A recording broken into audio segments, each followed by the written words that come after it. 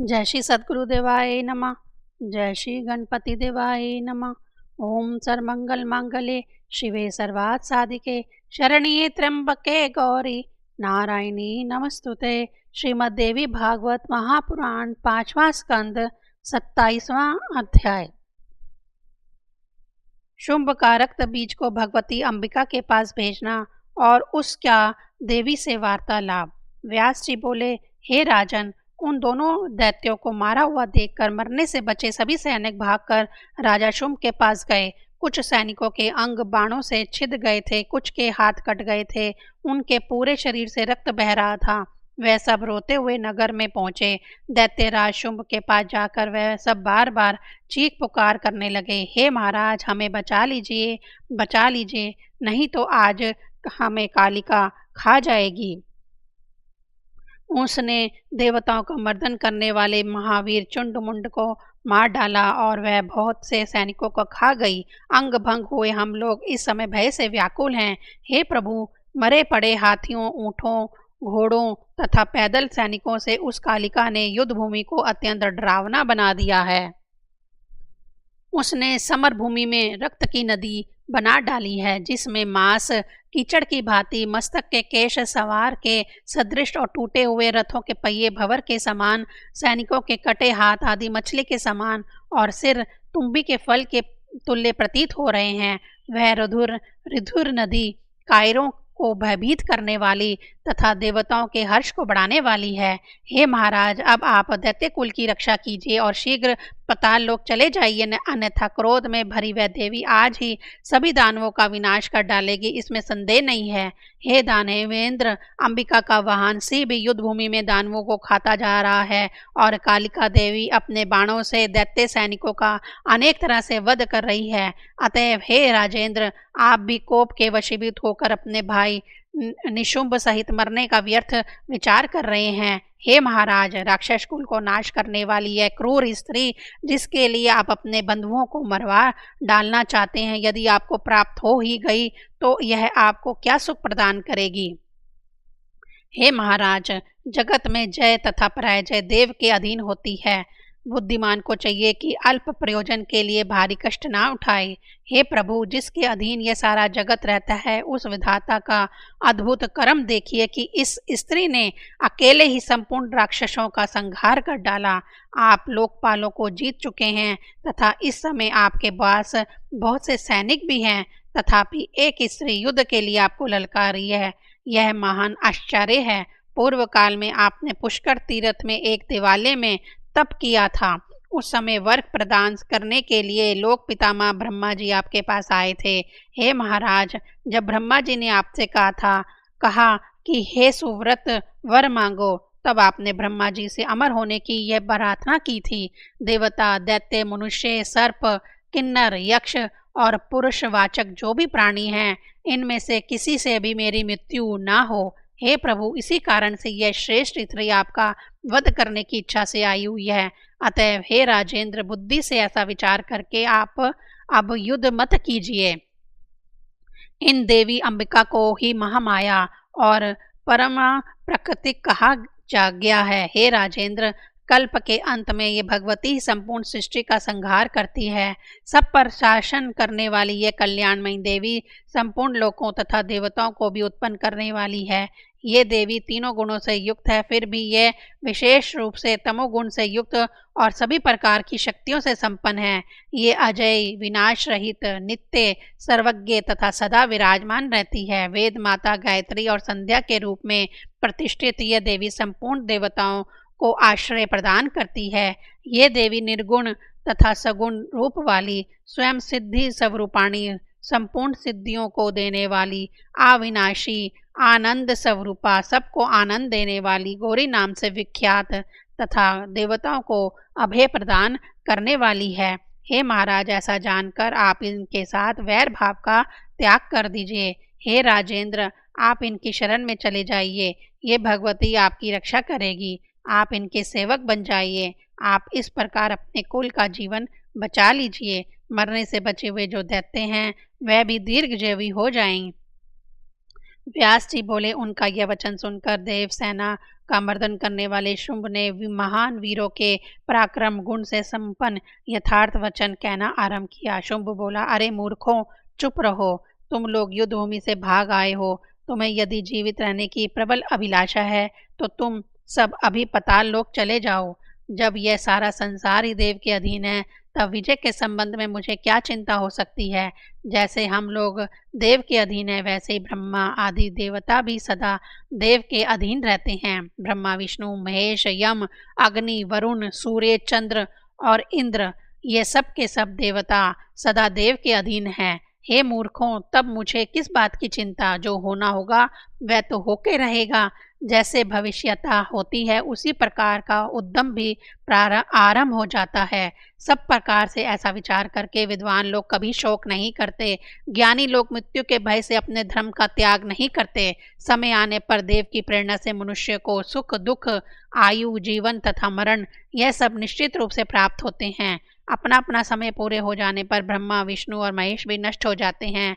इंद्र सहित सभी देवता भी अपनी आयु के अंत में विनाश को प्राप्त होते हैं। उसी प्रकार मैं भी सर्वथा काल का वर्षवर्ती हूँ। अतः अब मुझे विनाश अथवा विजय जो भी प्राप्त होगी, उसे मैं अपने धर्म का सम्यक पालन करते हुए स्वीकार करूँगा।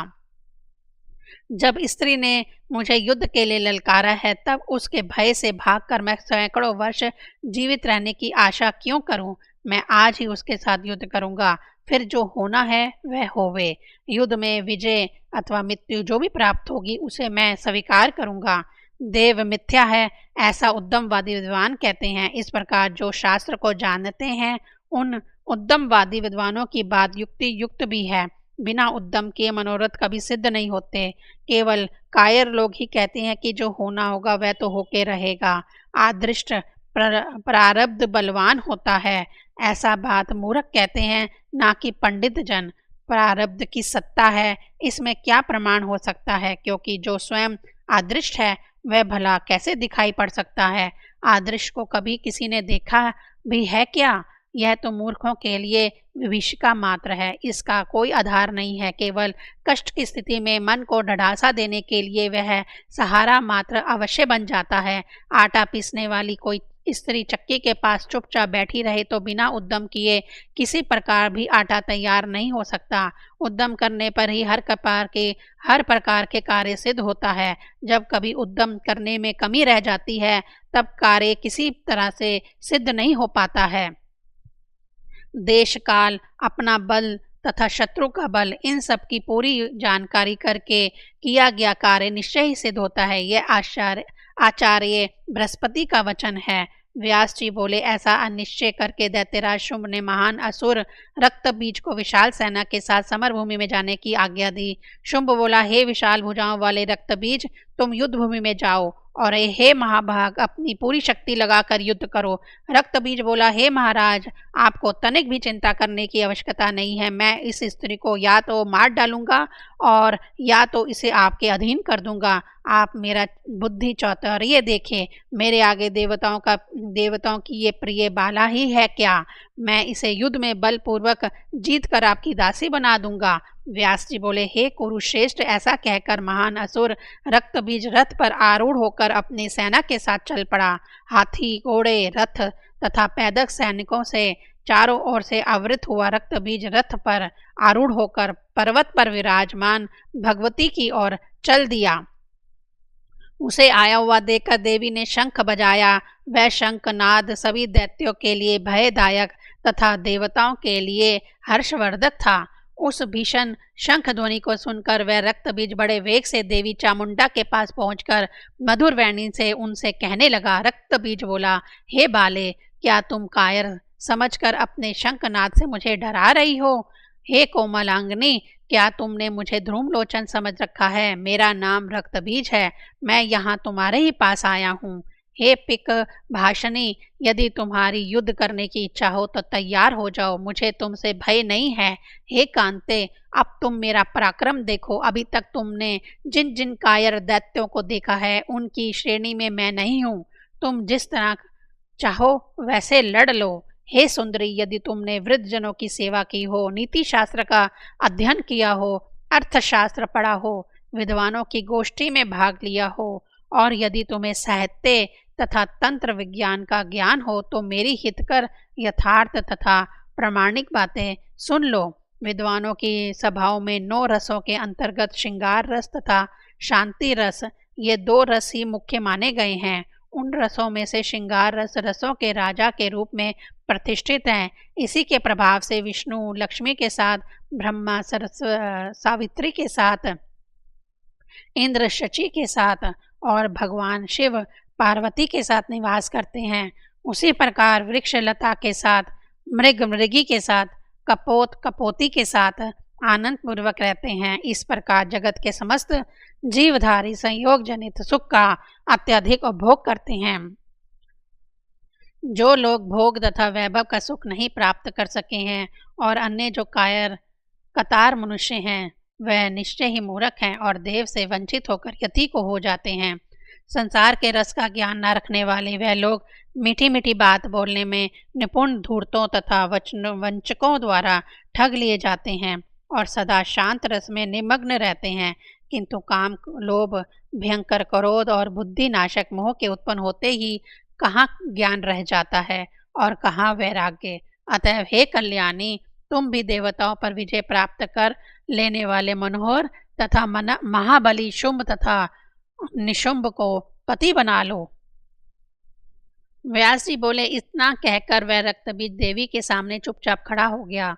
उसकी बातें सुनकर चामुंडा, कालिका और अंबिका हंसने लगी।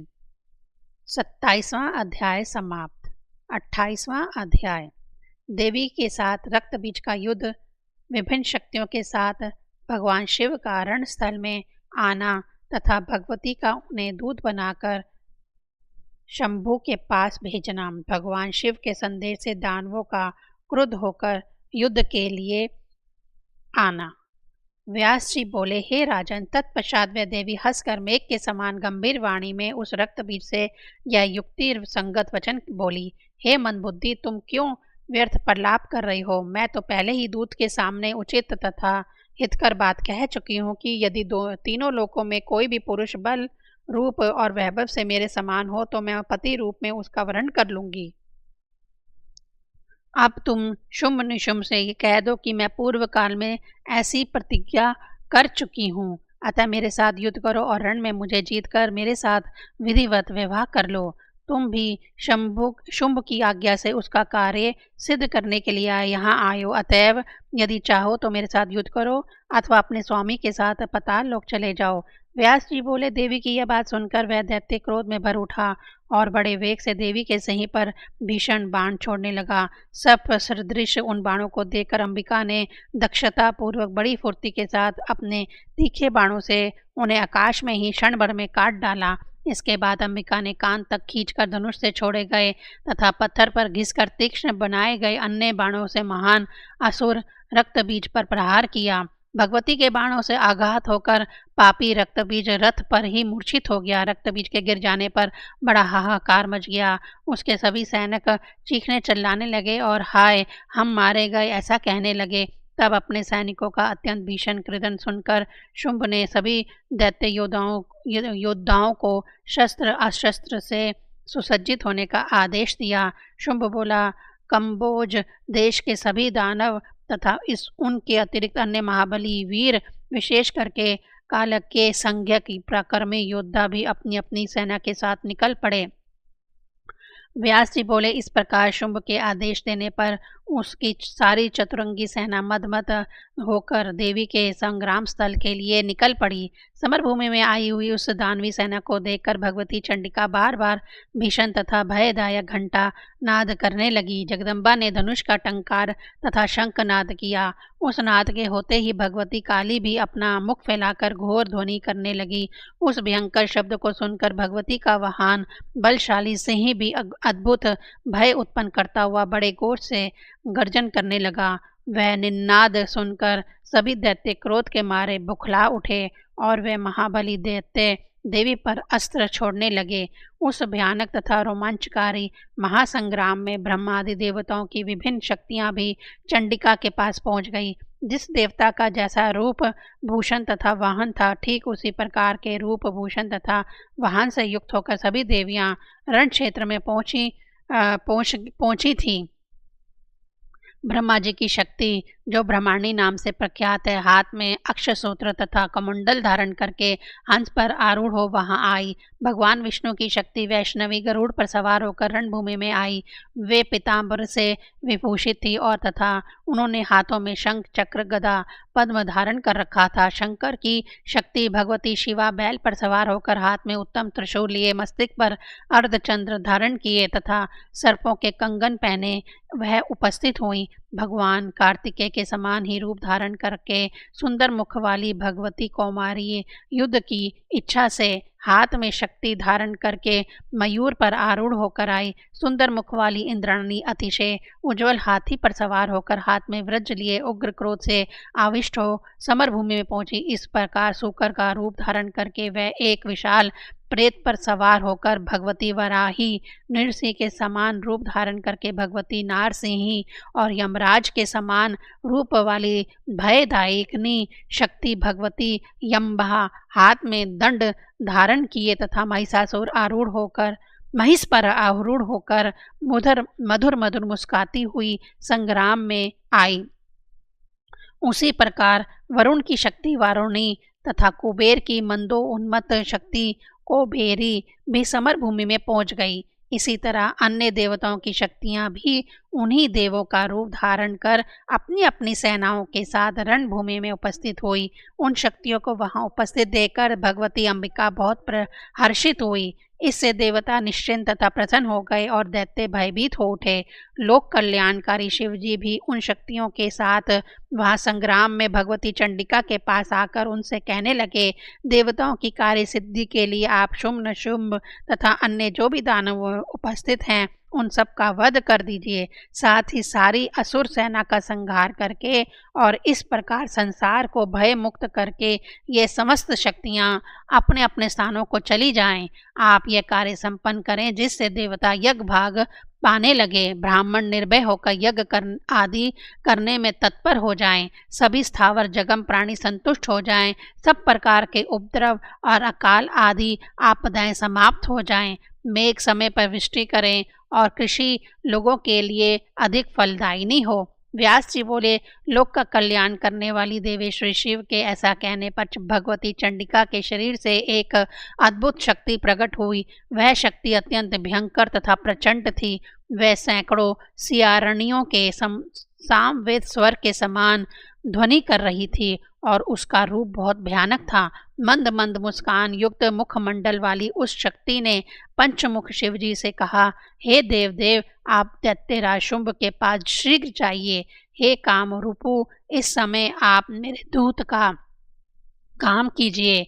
हे शंकर, काम पीड़ित शुंभ तथा मंदो उन्मत्त निशुंभ से मेरे शब्दों में कह दीजिए, तुम सब तत्काल स्वर्ग त्याग कर पाताल लोक चले जाओ, जिससे देवगण सुखपूर्वक स्वर्ग में प्रविष्ट हो सकें और इंद्र को स्वर्ग लोक तथा अपना उत्तम इंद्रासन पुनः प्राप्त हो जाए।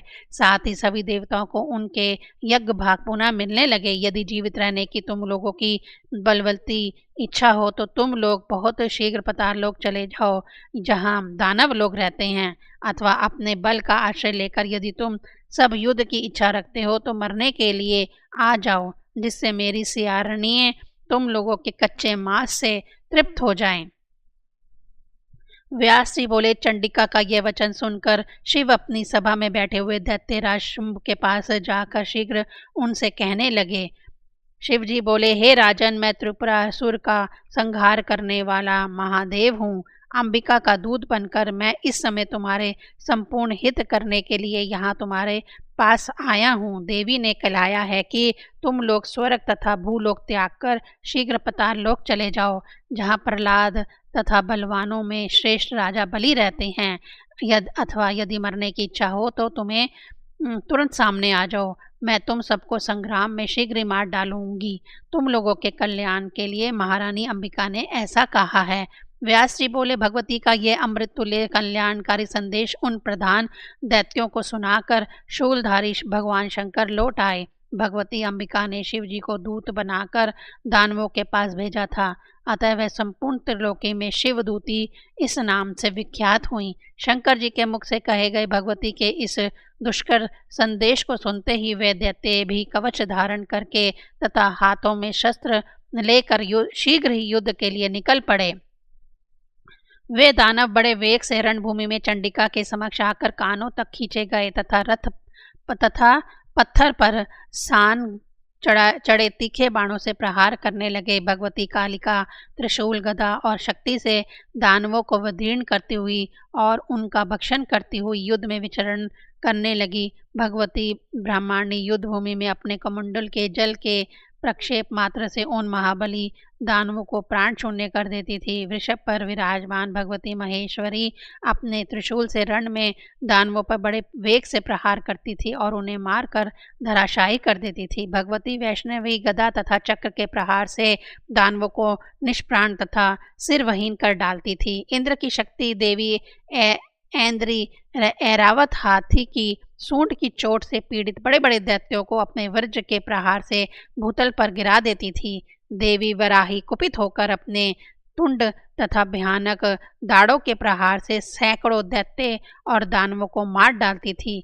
देवी नारसिंही अपने तीक्ष्ण नखों से बड़े बड़े दैत्यों को फाड़ फाड़ कर खाती हुई रणभूमि में विचर रही थी और बार बार गर्जना कर रही थी।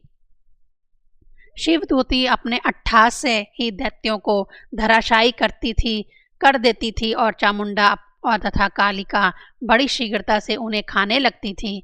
मयूर पर विराजमान भगवती कौमारी देवताओं के कल्याण के लिए कानों तक खींचे गए तथा पत्थर पर सान पर चढ़े तीक्ष्ण बाणों से शत्रुओं का संहार करने लगी।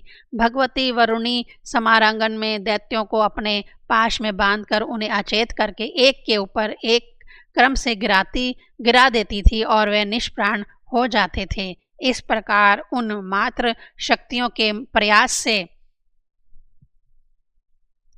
दानवों की वह ओजस्विनी तथा प्रक्रमी सेना युद्धभूमि में तहस नहस होकर भाग खड़ी हुई। उस सेना रूपी समुद्र में बड़े जोर से रोने चिल्लाने की ध्वनि होने लगी। देवी के गणों के ऊपर देवता पुष्पों की वर्षा करने लगे। दानवों की भयंकर चित्कार तथा देवताओं की जय ध्वनि सुनकर रक्तबीज बहुत कुपित हुआ। उस समय दैत्यों को पलायित देखकर तथा देवताओं को गरजते हुए देखकर वह महाबली तथा तेजस्वी दैत्य रक्तबीज युद्ध भूमि में स्वयं आ डटा।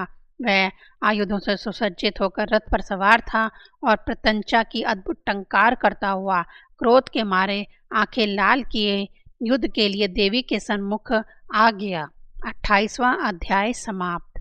ओम ऐं ह्रीं क्लीं चामुंडाय विच्चे।